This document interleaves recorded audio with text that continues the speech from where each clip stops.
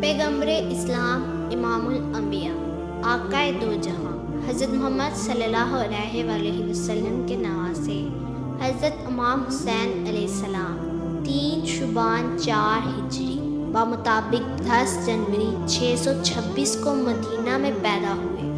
حضرت امام حسین علیہ السلام کی دین اسلام کو زندہ کرنے کے لیے بے مثال قربانی مذہبی حدود سے تجاوز کرتے ہوئے دنیا بھر کے لاتعداد لوگوں کو متاثر کرتی ہے۔ حضرت امام حسین علیہ السلام کے نانا انبیاء کے سردار حضرت محمد صلی اللہ علیہ وآلہ وسلم، آپ کے والد فاتح خیبر حیدر کرار ولی خدا مولا علی علیہ السلام، آپ کی والدہ تمام جنتی عورتوں کی سردار سیدہ فاطمہ الزہرا رضی اللہ تعالی عنہا، آپ کے بھائی اور آپ جنتی مردوں کے سردار اور خود سید الشہداء، آپ کی بہن سیدہ زینب سلام اللہ علیہا، علی کی بیٹی، شجاعت و بہادری کی عظیم مثال۔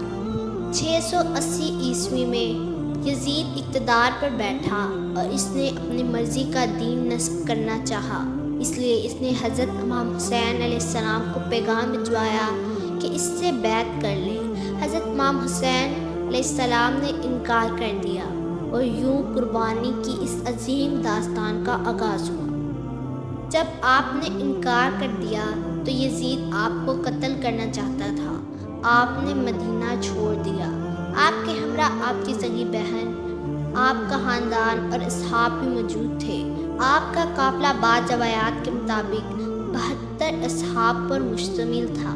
پہلے آپ مکہ روانہ ہوئے، حج کی تیاری بھی پوری ہو گئی، لیکن جب آپ کو معلوم ہوا کہ حاجیوں کے لباس میں یزید کے فوجی موجود ہیں اور آپ کو قتل کرنے آئے ہیں، تو آپ نے حرم کعبہ کی حرمت کو پامال ہونے کا باعث بننے کی وجہ سے عمرہ کر کے روانہ ہونے کا فیصلہ کیا۔ آپ کی شہادت کی خبر آپ کے بچپن میں ہی مل گئی تھی۔ حضرت انس رضی اللہ تعالیٰ عنہ بیان کرتے ہیں، بارش کے فرشتے نے حضور نبی اکرم صلی اللہ علیہ وآلہ وسلم کی بارگاہ میں حاضر ہونے کی اجازت طلب کی تو اسے اجازت مل گئی۔ آپ صلی اللہ علیہ وآلہ وسلم نے حضرت ام سلمہ رضی اللہ تعالیٰ عنہ سے فرمایا، ہم پر دروازے کی حفاظت کرنا کہ کوئی داخل نہ ہو۔ پھر حضرت حسین بن علی رضی اللہ تعالیٰ عنہ آئے اور چھلانگ لگا کر اندر چلے گئے۔ وہ حضور نبی اکرم صلی اللہ علیہ وآلہ وسلم کے شانہ مبارک پر چڑھنے لگے۔ فرشتے نے آپ سے کہا، کیا آپ اس سے محبت کرتے ہیں؟ حضور نبی اکرم صلی اللہ علیہ وآلہ وسلم نے فرمایا، ہاں۔ فرشتے نے کہا، بے شک آپ کی امت انہیں شہید کر دے گی، اور اگر آپ چاہیں تو میں آپ کو وہ جگہ دکھا سکتا ہوں جہاں انہیں شہید کیا جائے گا۔ راوی بیان کرتے ہیں، فرشتے نے اپنا ہاتھ مارا اور آپ صلی اللہ علیہ وآلہ وسلم کو سرخ مٹی دکھائی۔ ام سلمہ رضی اللہ تعالیٰ عنہ نے وہ مٹی لی اور اسے اپنے کپڑے کے کونے میں باندھ لیا۔ راوی بیان کرتے ہیں، ہم یہ سنا کرتے تھے کہ حسین علیہ السلام کربلا میں شہید کیے جائیں گے۔ کے بعد آپ شام کی طرف روانہ ہو گئے۔ یزید نے ایک لشکر بھیجا جو آپ کو یزید کے پاس لے جانے کے لیے آیا۔ اس لشکر نے قافلے کو گھیرے میں لے کر کربلا پہنچایا۔ اس سفر کے دوران پانی ختم ہو گیا اور کھانے کا سامان بھی۔ 7 محرم کو آپ پر پانی بند کر دیا گیا۔ 9 محرم کو فیصلہ ہو گیا کہ کل جنگ ہوگی۔ لشکر کا سپہ سالار یزید کا سالار خود نامی ایک شخص تھا جس نے قافلے کو کربلا پہنچایا۔ اس شخص کے دل میں سیدہ فاطمہ کا بہت احترام تھا۔ 9 محرم کی رات یہ کھڑا سامنے قافلے کو دیکھ رہا تھا۔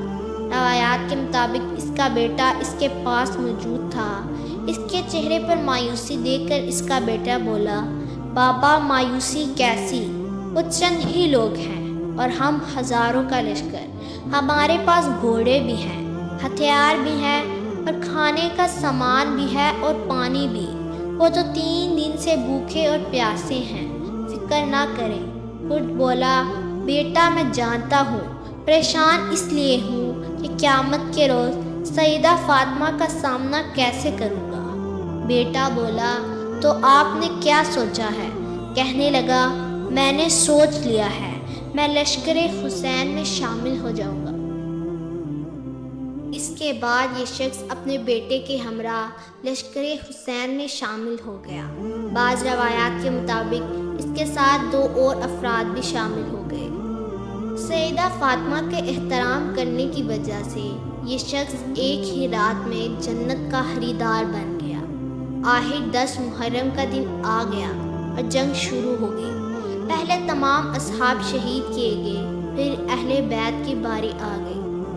امام حسین علیہ السلام کے فرزند علی اکبر میدان جنگ میں اترے اور کئی سپاہیوں کو اکیلے ہی مات دے دی۔ 3 دن کے پیاسے میدان جنگ میں شیر بن گئے، آخرکار شہید ہو گئے۔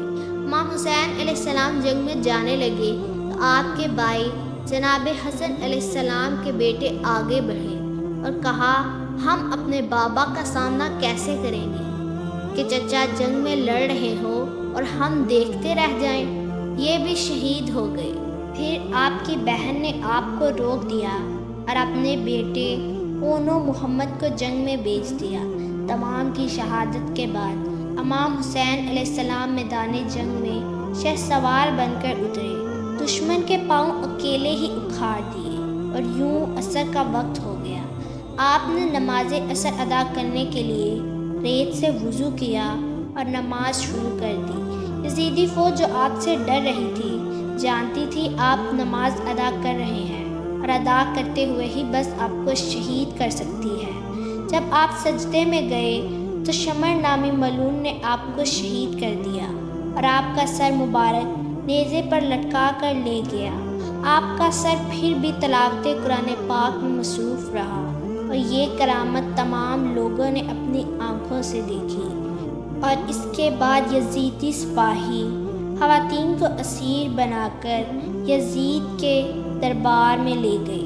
خواتین کے ساتھ تب صرف حضرت امام زین العابدین رضی اللہ تعالیٰ عنہ ہی موجود تھے، جو شدید علیل ہونے کی وجہ سے جنگ میں شریک نہ ہو سکے، اور اہل بیت کی نسل آپ علیہ السلام سے ہی آگے چلی۔ شام کے دربار میں جناب زینب سلام اللہ علیہا دختر علی شجاعت و بہادری کی عظیم مثال نے ایک یادگار خطبہ دیا، جس نے یزید کو لاجواب کر دیا۔ آپ نے یزید کو کہا کہ تو ساری طاقت بھی لگا دے تو نامراد ہی رہے گا، تو میرے نانا کے دین کو نہیں مٹا سکے گا، اسلام اور ہمارا نام قیامت تک رہے گا۔ تو ایسا ہی ہوا۔ اہل بیت کا نام اور تعلیمات آج بھی زندہ ہے اور یزید کا نام لینے والا کوئی نہیں، بلکہ اس پر لعنتوں کا سلسلہ قیامت تک جاری رہے گا۔ اور امام حسین علیہ السلام آج بھی ہر درد مند دل میں اور تمام مومنوں کے دلوں میں زندہ ہیں۔